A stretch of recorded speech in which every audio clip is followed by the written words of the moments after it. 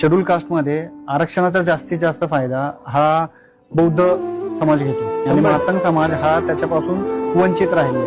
कोणामुळे राहिला? मग ह्याचं काय कारण? कोणामुळे राहिला? महाराजांमुळे राहिला. काय संबंध महाराज?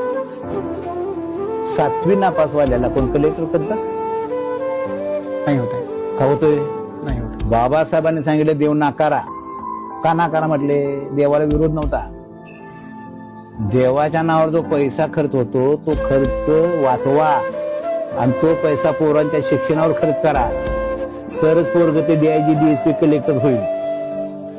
आणि पैसा सगळा तुम्ही जर देवावर खर्च केला आणि पोरग शिकलं नाही तर 4 लाख दारू पण झालं. म्हातारपण बाबासाहेबांनी धाडसानं सांगितलं, ते ऐकलं महाराजांनी. मान काय करायला? बाबासाहेबांचं ऐकायला पाहिजे होतं का ऐकलं नाही?